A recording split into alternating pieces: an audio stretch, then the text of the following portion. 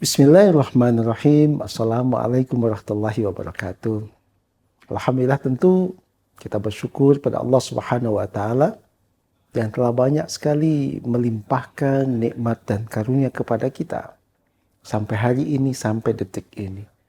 Allah mencucurkan nikmat-nikmatnya tiada hentinya sampai hari ini, sampai detik ini, dan kita semua memanfaatkan seluruh nikmat tadi. Allah berikan anugerah pada kita kemampuan untuk melihat dengan mata kita. Dan Allah belum cabut itu. Allah masih berikan kemampuan pada kita untuk mendengar dengan kedua telinga kita. Dan Allah belum cabut itu. Allah masih berikan kepada kita kemampuan untuk bercakap-cakap. Menyampaikan buah fikiran, menyampaikan pendapat. Dan Allah belum cabut fungsi-fungsi tadi, dan itu adalah karunia yang luar biasa. Oleh karena itu maka Al-Quran Al-Karim menjelaskan berulang-ulang kali, menyebut berulang-ulang kali dalam surat Ar-Rahman, Fabi ayyi ala'i rabbikum tukadziban. Wahai manusia, nikmat Tuhan kamu yang mana lagi yang hendak kalian dustakan? Tentu kalau kita mau jujur untuk mengatakan, tidak ada satupun di antara nikmat Allah tadi yang bisa kita dustakan. Dan Allah masih berikan kepada kita sampai hari ini titipan akal sehat kita. Dan Allah belum cabut fungsi itu. Oleh karena itulah maka seluruh nikmat yang Allah berikan tadi, yang Allah siapkan bagi kita, mesti kita gunakan dengan sebaik-baiknya. Dalam rangka apa? Dalam rangka hanya untuk takarub kepada Allah Subhanahu wa taala, mendekatkan diri kita kepada Allah Subhanahu wa taala. Apa sebabnya? Sebabnya adalah karena keberadaan kita sebagai manusia itu adalah sebagai khalifatullah fil ardi. Sebagaimana Al-Quran menyebutkan tentang hal itu. Sebagai wakil Allah di muka bumi. Sehingga ketika menjadi wakil Allah di muka bumi, Allah siapkan perangkat-perangkat untuk aspek tadi. Dalam kerangka untuk mengelola alam semesta ini yang Allah titipkan kepada kita. Nah, Allah anugerahkan seluruh nikmat tadi dan kita manfaatkan sampai hari ini.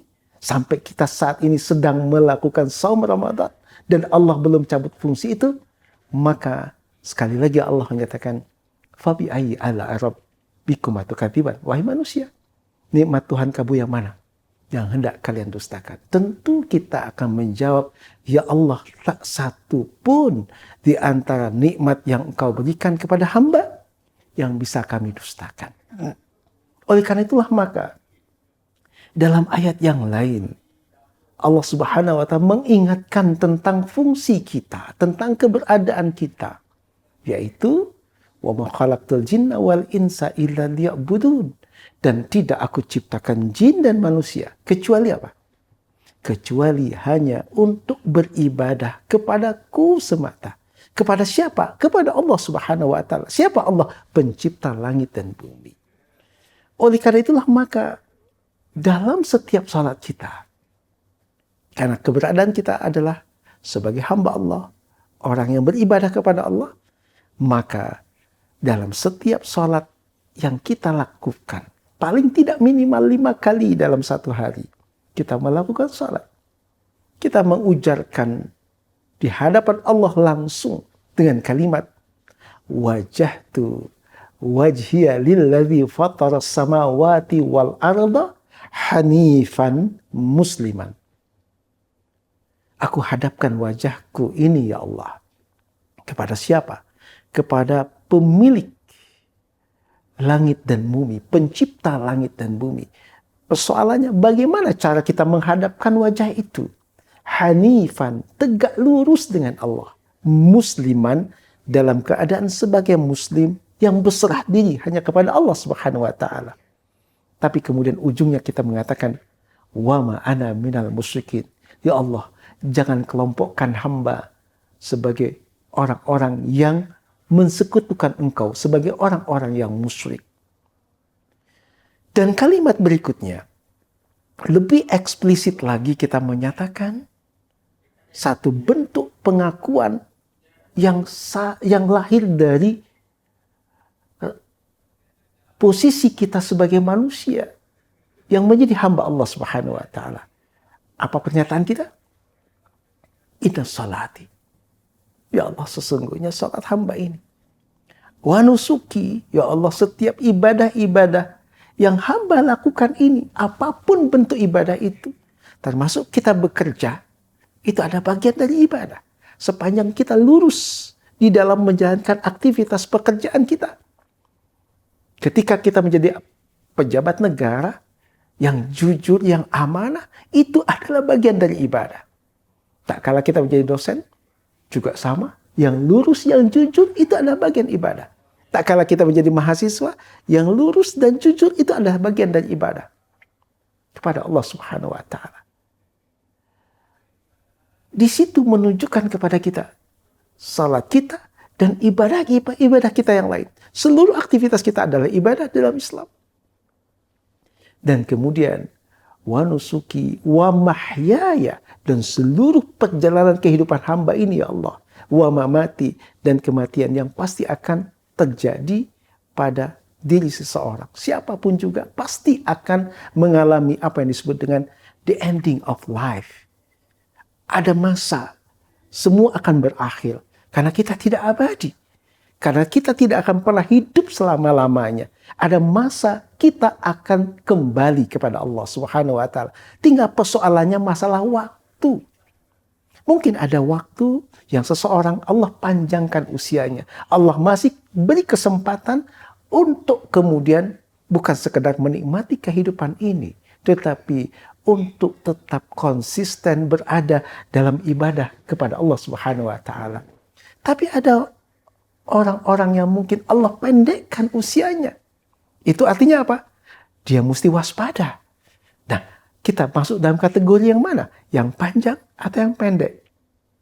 Tapi yang jelas bahwa kematian itu ada selangkah di hadapan kita, dan kita tidak akan pernah tahu apa yang terjadi di hadapan kita di waktu yang akan berikutnya kita akan lalui. Oleh karena itu maka seorang muslim, seorang mukmin, dia akan senantiasa bersiap diri untuk menjemput kematian tadi dalam kondisi apapun dan dimanapun. Karena kematian tidak pernah berkompromi dengan kita. Oleh sebab itulah maka kita menyatakan wa mahyaya wa mamati. Ya Allah, seluruh hidup hamba yang hamba jalani di atas panggung waktu. Wa mamati, yang setiap orang pasti akan menjumpai kematian. Apa kita nyatakan? Kita menyatakan lillahi rabbil alamin. Hanya untukmu ya Allah, tidak untuk yang lain. Oleh karena itulah maka kita menjadi orang yang paling bertanggung jawab terhadap diri kita. Apa pasalnya? Pasalnya adalah pasca kematian itu. Apa sebabnya? Karena pasca kematian pasti akan Allah mintakan pertanggungjawaban kita. Siapapun kita, apapun profesi kita, apapun jabatan kita. Sebagai pejabat negara, maka dia tidak hanya bertanggung jawab di depan rakyatnya, tetapi dia bertanggung jawab di hadapan Allah Subhanahu wa ta'ala. Sebagai aparatur negara, baik kemudian teman-teman, bapak-bapak polisi, aparat keamanan, bapak jaksa, bapak hakim, maka kita pun akan bertanggung jawab. Bukan hanya di hadapan manusia, tapi di hadapan Allah Subhanahu wa ta'ala. Kita sebagai dosen, sebagai mahasiswa, sebagai akademisi, sebagai intelektual, akan bertanggung jawab juga. Sebagai rakyat juga akan bertanggung jawab. Kenapa? Karena kematian itu pasti, dan kita akan berhadapan dengan pengadilan Allah Subhanahu wa ta'ala. Oleh karena itu maka, hal yang penting adalah, ayo kita jaga akhlak kita. Agar kemudian ketika the ending of life itu tiba, maka kita berharap berada pada husnul khatimah, bukan su'ul khatimah. The ending yang terbaik menurut Allah, bukan kemudian the ending of life yang buruk. Dan kita tentu berdoa, bermohon. Semoga Ramadan yang kita laksanakan pada hari ini, itu berada pada Ramadan yang Allah anugerahkan keberkahan bagi kita. Yang Allah terima seluruh amal-amal kita. Yang Allah terima seluruh kemudian saum kita, niat kita, aktivitas kita, termasuk tidur kita. Dan Allah catatkan itu sebagai amalan salihan, amal saleh. Yang makbulan, yang dikabulkan oleh Allah Subhanahu wa taala. Oleh karena itulah maka sahabat rahimakumullah, Ramadan ini adalah Ramadan saatnya kita untuk membenahi diri kita.